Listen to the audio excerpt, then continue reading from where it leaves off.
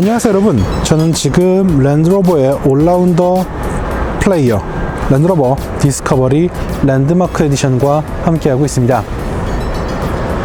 최근 랜드로버가 올류 디펜더를 선보이면서 국내의 많은 소비자들이 올류 디펜더에 대해 많은 관심을 보이고 있습니다. 실제로 올류 디펜더는 정말 매력적인 디자인과 우수한 오프로드 성능, 그리고 한층 더 개선된 이 공간과 다양한 편의 사양의 매력을 제시하고 있죠. 이런 가운데 랜드로버의 좀 다른 차량들이 조금 시선에서 벗어나 있는 듯한 느낌이 좀 있는 것도 사실입니다. 자, 이런 가운데 오랜만에 이 랜드로버의 정말 마당새 같은, 이 불펜으로 야구로 치면 불펜 에이스와 같은 올라운드 플레이어 랜드로버 디스커버리를 마주하게 되었습니다. 자, 랜드로버 디스커버리 V6 라인업의 제일 하단을 차지하고 있고, 그러면서도 합리적인 패키지와 이 다양한 그 기능의 매력을 제시하고 있는 랜드로버 디스커버리 랜드마크 에디션, 과연 어떤 차량이고 또 어떤 매력이 있는지 지금부터 함께 살펴보도록 하겠습니다. 본격적으로 차량을 살펴보기 전에 그 체격에 대한 이야기를 먼저 하도록 하겠습니다. 자, 랜드로버 디스커버리, 충분히 거대하고 넉넉한 체격을 갖고 있는 차량이죠. 실제 이 4970mm에 이르는 넉넉한 전장을 갖고 있고요. 전폭과 전고 역시 2000mm와 1888mm로 상당히 넓고 높은 것을 확인할 수 있습니다. 여기에 휠베이스 역시 2923mm에 이르면서 확실히 3열 SUV의 여유를 잘 보여주고 있다고 설명드릴 수 있겠네요. 참고로 이런 거대한 체를 갖고 있어서 그런지 공차 중량은 무려 2450kg으로 거의 2.5톤에 육박한다고 할 수 있겠습니다. 이어서 랜드로버 디스커버리 랜드마크의 디자인을 살펴보도록 하겠습니다. 자, 사실 랜드로버 디스커버리라고 한다면 굉장히 대담하고 이렇게 다부진 이미지를 하고 있었는데, 이번 올류 디스커버리, 그러니까 5세대의 디스커버리 같은 경우는 좀 더 세련되고 날렵한 이미지를 하고 있습니다. 전체적으로 랜드로버 고유의 이미지가 잘 드러나는 부분이라고 할 수 있겠고, 어떻게 본다면은 약간 좀 레인지로버처럼 변화된 디자인이라고도 할 수 있겠죠. 하지만 한 가지 확실한 건 전체적으로 굉장히 균형감이 좋고, 그리고 이 앞서 등장했던 디스커버리 스포츠와의 그런 동질감, 이런 유사함, 이런 것들이 잘 연출된다고 할 수 있겠습니다. 바디킷은 이제 차체 컬러와 대비가 되는 검은색 패널이 아주 곳곳에 더해지면서 아주 세련된 이미지를 보여주고 있고요. 그리고 또 이 디스커버리 레터링이 검은색으로 처리된 부분도 제 개인적으로 굉장히 마음에 드는 부분입니다. 자, 측면을 오게 되면 아무래도 이 디스커버리 고유의 이 레터링과 직선으로 쭉 뻗은 이 특유의 라인을 볼 수 있습니다. 그리고 전체적으로 굉장히 넉넉하고 우람한 체격이라는 걸 확인할 수 있겠죠. 사실 이 랜드로버 내에서 좀 미들급 혹은 올라운더일 뿐이지 타 브랜드의 SUV들과 비교를 하자면 정말 플래그십 SUV라 불리기에 부족함이 없는 체격이기 때문에 말 그대로 매력적인 모습을 하고 있다 라고 할 수 있겠고, 확실히 디스커버리 스포츠와 많은 부분이 유사한 모습입니다. 참고로 네 바퀴에는 아주 멋들어지게 검은색으로 칠해진 알로이 휠이 장착되어 있고요. 굉장히 고성능 이 스콜피온 제로, 피렐리사의 스콜피온 제로 타이어가 장착되어 있어서 우수한 주행 성능을 기대하게 만드는 것도 사실이죠. 한편 이제 디스커버리의 가장 좀 화두 혹은 논란의 주인공이라고 한다면 바로 이 후면 디자인일 거예요. 사실 디스커버리는 역대 이제 늘 비대칭 구조의 모습을 보여왔단 말이에요. 후면 디자인은 그건 어쩔 수가 없는 기능적인 부분이었어요. 그런데 이번 디스커버리에 들면서 기능과 전혀 상관없이 그냥 디자인 아이덴티티를 이어가는 것 때문에 이러한 비대칭 구조가 나왔는데, 사실 이게 그렇게 평이 좋지는 않더라고요. 하지만 또 한편으로는 디스커버리만의 그런 디자인 포인트가 될 수 있겠다라고 좀 설명을 드리겠고, 그리고 리어 컴비네이션 램프 굉장히 깔끔하고 정갈하게 다듬어져 있는 걸 볼 수 있겠고요. 그리고 이렇게 측면에 살짝 기울여서 보면 이 날렵함보다는 굉장히 공간을 확보하기 위해서 노력을 많이 했다는 게 보여요. 그만큼 굉장히 신경을 많이 써서 공간에 여유를 제공하고 있다라고 설명드릴 수 있겠습니다. 이어서 랜드로버 디스커버리 랜드마크 에디션의 실내 공간을 살펴보도록 하겠습니다. 자, 기본적으로 전체적인 구성은 랜드로버의 전형적인 모습을 하고 있다라고 해도 과언이 아닐 것 같습니다. 자, 수평으로 평평하게 다듬어진 대시보드, 그리고 큼직한 디스플레이 패널과 깔끔하게 떨어지는 센터 패시아의 구성, 그 외에도 이 전용의 스티어링 휠과 이 디지털 클러스터 등 전체적인 구성이 있어서 전형적인 랜드로버의 이미지를 잘 보여주고 있습니다. 확실히 이 디스커버리와 레인지로버 디비전이 좀 차이가 난다고 느끼는 게 소재에 있어서 아무래도 좀 무광 플라스틱을 좀 많이 사용한 흔적이 좀 보여요. 그리고 화려하기보다는 좀 직관적이고 담담하게 마감되어 있는 걸 볼 수가 있기 때문에 확실히 이런 부분이 디스커버리의 특징을 잘 보여주고 있다라고 설명을 드릴 수 있겠습니다. 자, 기본적으로 인포테인먼트 시스템 사실 소비자들이 일부 좀 불판이 있다곤 하지만 이 내비게이션과 오디오 그리고 블루투스 등 다양한 기능이 있어서는 기본적인 이 구성은 충분히 훌륭하다라고 할 수 있겠고요. 그리고 또 실내 공간에는 메르디안 사운드 시스템이 더해지면서 더욱더 여유롭고 풍성한 사운드를 누릴 수 있게 되었습니다. 한편 센터 터널 같은 경우는 굉장히 간단하고 담담하게 연출이 되었는데, 아무래도 이 올라운더의 개념, 그리고 또 온로드와 홈로를 모두 오갈 수 있는 그런 디스커버리의 특성이 잘 반영되어 있는 부분이라고 생각이 됩니다. 자, 기본적인 이 실내 공간은 확실히 넉넉합니다. 이 디스커버리라는 차 자체가 워낙 큰 체형을 갖고 있고, 또 실내 공간 여유에도 굉장히 신경을 많이 썼기 때문에 기본적인 레그룸이나 헤드룸이 아주 우수한 편이고요. 또 윈드실드도 굉장히 크게 제작되어 있습니다. 이외에도 이제 보이시는 것처럼 파노라마 선루프가 장착되어 있어서 공간 가치를 좀 더 높인다라고 할 수 있겠고요. 그리고 이 외에도 시트도 상당히 깔끔하고 아주 넉넉하게 제작이 되어 있고, 이 특유의 암레스트, 별도의 암레스트도 함께 마련되어 있어서 전체적인 공간의 가치를 높이고 있다라고 설명을 드릴 수 있겠습니다. 이어서 2열 공간을 살펴보도록 하겠습니다. 자, 기본적으로 넉넉한 책을 갖고 있는 만큼 도어를 열었을 때 마주하게 되는 공간은 상당히 여유롭다라고 할 수 있겠습니다. 게다가 플로어 높이가 좀 높긴 하지만 기본적으로 굉장히 평평하게 잘 다듬어져 있기 때문에 2열 착자 시의 만족감이 굉장히 우수하다라고 할 수 있겠죠. 여기에 2열 시트는 기본적으로 슬라이딩 기능이 갖춰져 있어서 상황에 따라서 시트를 앞뒤로 옮길 수가 있고요. 또 소소하지만 리클라이닝 기능도 갖춰져 있어서 장거리 주행에 대한 만족감도 높이고 있습니다.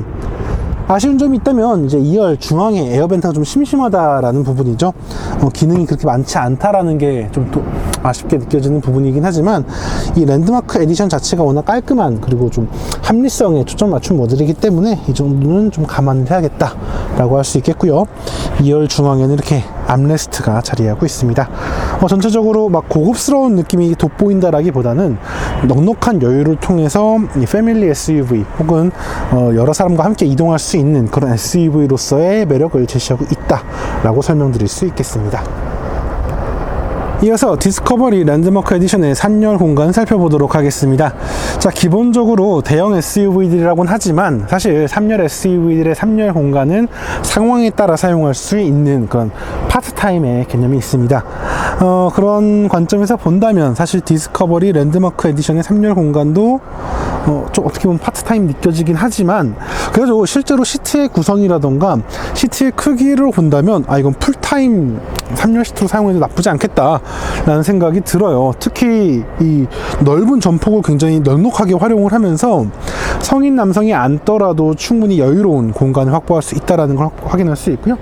그리고 또 레그룸이 아주 넉넉한 건 아니지만 어느 정도 타협을 하면 충분히 이 장거리 주행도 소화할 수 있겠다라는 생각이 드는 게 제 개인적인 견해입니다. 체격이 큰 차량인 만큼 적재 공간에 대한 기대감도 역시 높을 수밖에 없습니다.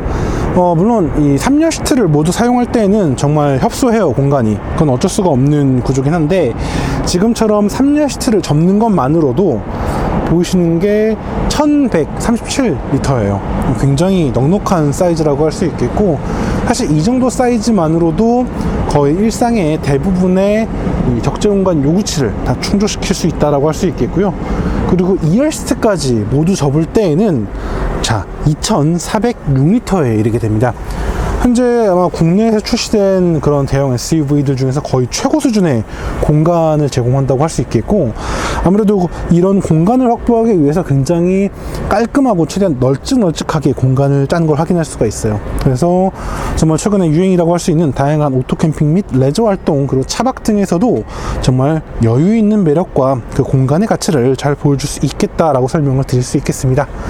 참고로 이제 좀 아쉬운 게 있다면 이 랜드마크 에디션 같은 경우는 2열 시트와 3열 시트에 대한 조작을 모두 수동으로 해야 된다는 것이죠. 대신 여기 보시는 것처럼 레벨라이징 기능이 있어가지고 무거운 짐을 실었을 때 차고 높이를 좀 조절할 수 있다라고 설명드릴 수 있겠습니다. 이어서 랜드로버 디스커버리 랜드마크 에디션의 파워트레인을 살펴보도록 하겠습니다. 참고로 디스커버리 랜드마크 에디션은 국내 판매 중인 이 디스커버리 중에서 이 V6의 시작을 알리는 모델이라고 할 수 있겠습니다. 자, 306마력과 71.4kgm라는 걸출한 토크를 제시하는 이 V6 3.0L 디젤 터보 엔진은 8단 자동 변속기 그리고 AWD 시스템과 함께 조화가 되어서 더욱더 견고하고 우수한 주행 성능을 제공하고 있습니다.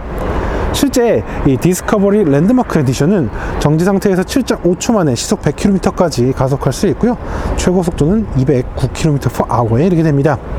참고로 흔히 이제 동일한 사이즈라고 한다면 엔진이 작은 경우가 좀 더 효율성이 좋은데, 이 디스커버리 같은 경우는 V6 사양들이 이 4기통 사양보다 효율성이 좋은 게 특징이라고 할 수 있습니다.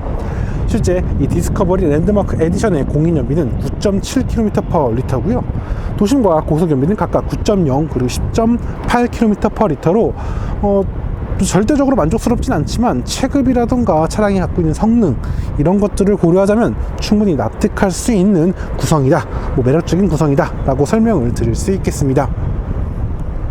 그럼 지금부터 랜드로버 디스커버리 랜드마크 에디션과 함께 실제 주행을 하면서 실제 주행할 때 이 차가 어떤 특징과 어떤 매력을 보여줄지 함께 살펴보도록 하겠습니다. 자, 가장 먼저 시트 포지션을 좀 보도록 할게요.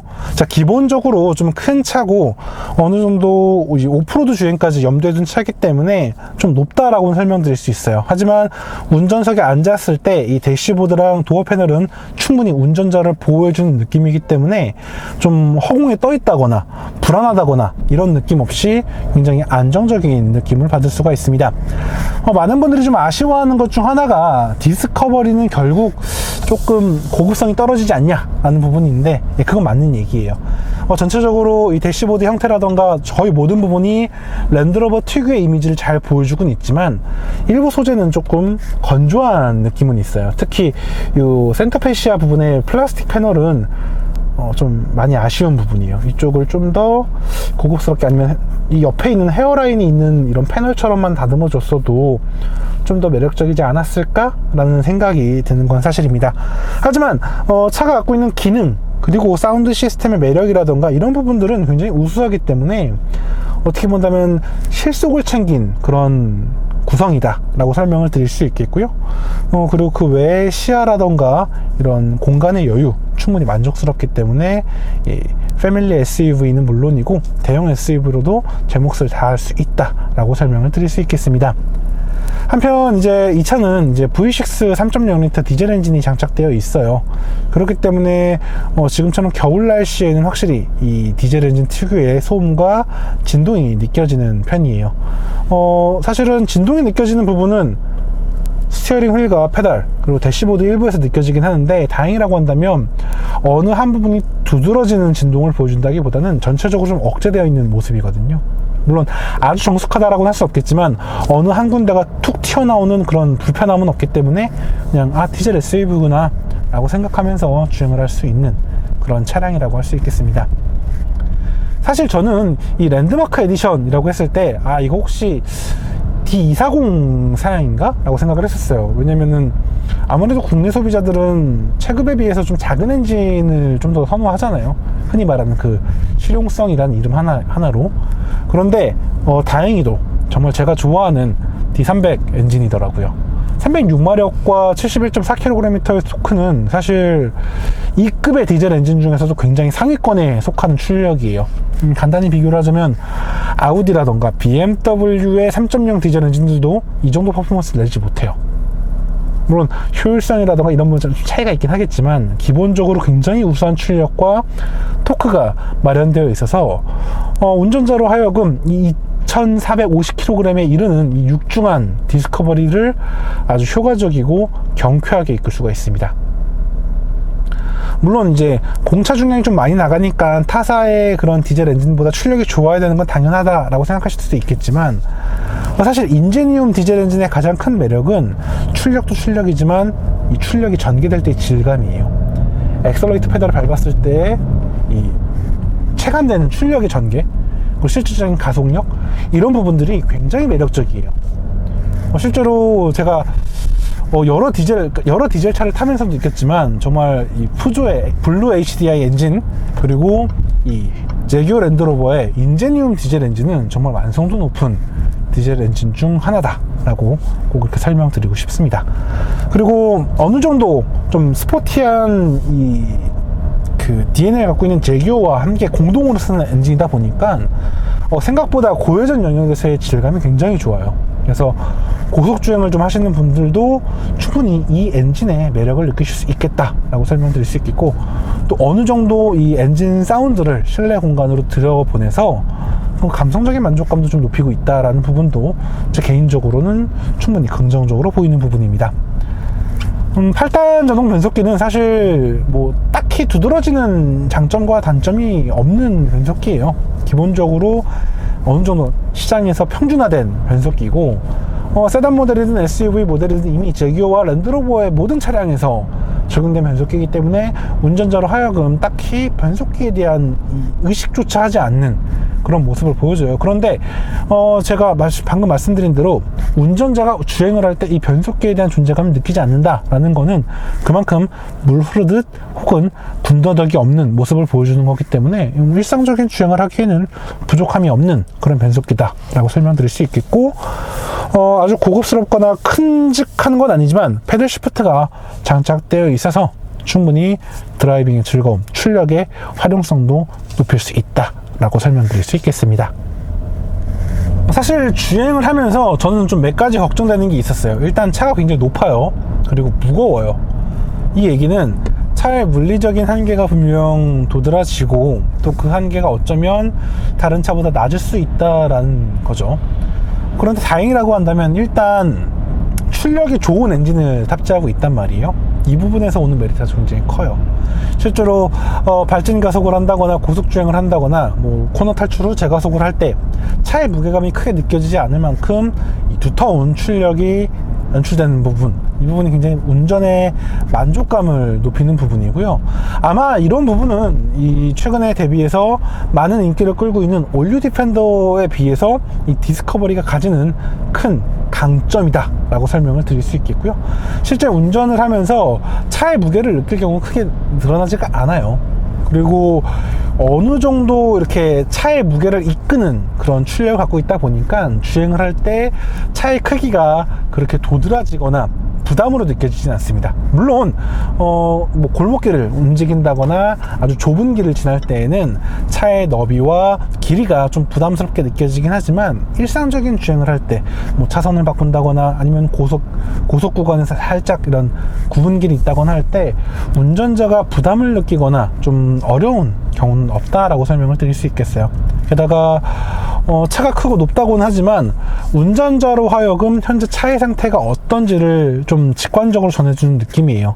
물론 이런 직관성이 있다 보니까 레인지로버 벨라라던가 아니면 레인지로버에 비해서 승차감의 좀 고급스러움, 매력은 좀 떨어지는 건 사실이지만, 그래도 충분히 운전자로 하여금 이 차에 대한 조작의 자신감이라던가 혹은 운전 시에 그 부담으로 느낄 수 있는 부분들을 잘 지워주고 있습니다. 그리고 또 승차감이 나쁘다고는 하지만 기본적으로 시트의 디테일이 굉장히 우수하고요. 그리고 또 이 에어 서스펜션 시스템이 장착되어 있어요. 전류된 WC1, 뭐 뒤에는 멀티링크, 인테그랄 링크다 보니까 전체적으로 운전의 그런 질감, 이런 부분은 나쁘지 않다라고 설명드릴 수 있겠어요.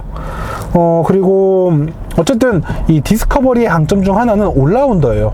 예, 실제로 온로드 주행은 물론이고 오프로드 주행까지도 모두 아우를 수 있도록 개발이 된 차예요. 그렇기 때문에 드라이브 셀렉트 기능을 통해서 일반적인 온로드는 물론이고요, 모래 그리고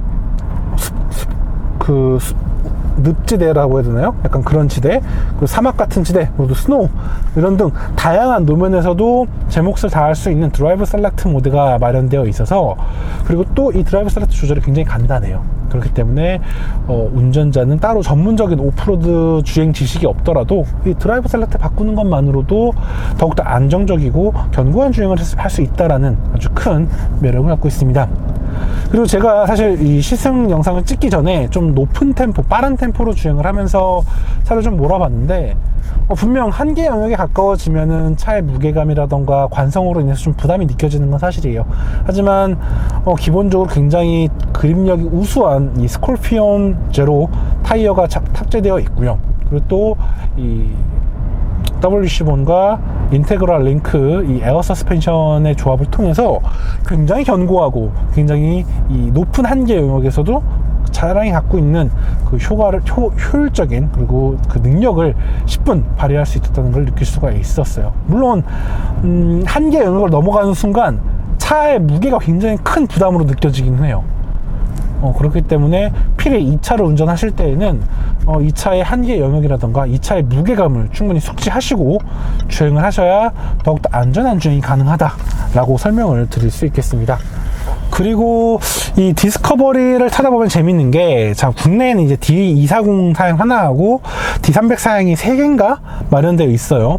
그런데 사실 많은 분들이 이 세제 혜택이라 세금에 대한 부담이라던가 뭐 효율성 이런 것들을 생각하시면서 D240 모델을 가시는 경우가 있어요. 그런데 사실 공인연비도 그렇고요, 실제 실연비에서도 좀 도심연비는 좀 별개긴 하지만 장거리 연비는 이 D300 쪽이 좀 더 우수하거든요. 그래서 되려 D300을 사는 것도 좋은 방법일 거고, 최근에 이제 올류 디펜더가 등장을 하면서 많은 분들이 디펜더로 좀 관심이 좀 쏠리고, 또 그로 인해서 디펜더의 이 고객 인도가 좀 점점 지연되고 있는 그런 상황이죠. 게다가 참 그놈의 코로나19 때문에 더욱더 이런 부분이 지연되고, 또 일부 자동차 브랜드들은 일부 반도체 부품 공급이 안 돼가지고 생산이 중단되어 있는 상황이거든요. 이런 것들을 고려하자면 올류 디펜더로 꼭 내가 오프로드를 달리겠다라는 게 아니면 되려 좀 더 디펜더보다 넉넉한 공간과 좀 더 디펜더보다 좀 여유 있는 주행을 할 수 있는 디스커버리를 선택하는 것도 좀 더 좋을 것 같다 라고 설명드릴 수 있겠고, 최근에 워낙 이 대형 그리고 프리미엄 3열 SUV들이 등장하고 있는데, 그러한 시장에서 이 디스커버리 랜드마크가 제시할 수 있는 가치는 분명 존재한다 라는 거, 그런 걸 말씀드릴 수 있을 것 같아요. 물론 랜드로버가 그동안 이제 뭐 제품이라던가 AS라던가 이런 부분에서 많이 좀 아쉬웠던 부분이 있어서 제가 이렇게 말씀을 하시더라도 아마 댓글로는 믿고 거르는 랜드로버 뭐 이런 식으로 하실 것 같은데, 사실 제품 많이 좋아졌어요. 제가 사실 이 차를 소유하진 않아서 이 제규어 랜드로버 AS가 어쩌다라고 말씀드릴 수 없겠지만, 분명 프로덕트 부분에서는 굉장히 많이 발전을 이뤄냈고, 또 내구성이라던가 이 상품명 자체가 굉장히 좋아졌기 때문에 꼭 이 시장이 평판이 아니더라도 한 번 정도는 경험해 보시면은 굉장히 만족하면서 랜드로버가 괜찮았네 생각보다 라고 판단하실 수 있는 그런 기회가 되지 않을까 라고 생각이 되고요. 또 최근에 이제 등장한 3열 SUV 혹은 대형 SUV들의 가격과 정말 딱 맞아떨어지는 가격이거든요, 이 가격이. 그래서 경쟁 모델로서, 비교 모델로서 아주 좋은 이 비교군이 될 수 있는 그런 존재다 라고 설명을 드릴 수 있을 것 같습니다. 자, 오늘 이렇게 랜드로버 디스커버리 랜드마크를 한번 시승해 봤습니다. 디스커버리 특유의 올라운드 플레이의 매력을 잘 보여주고 있고, 넉넉한 체격과 적재 공간의 매력 아주 돋보이는 모델입니다. 그리고 인제니움 디젤 엔진에 대한 가치는 분명 여러 경쟁자들 속에서도 여전히 돋보이고 매력적이다 라고 설명드릴 수 있겠습니다. 자, 지금까지 카올리 김학수였고요. 저는 다음에 또 다른 자동차와 또 다른 이야기로 다시 인사드리도록 하겠습니다. 감사합니다.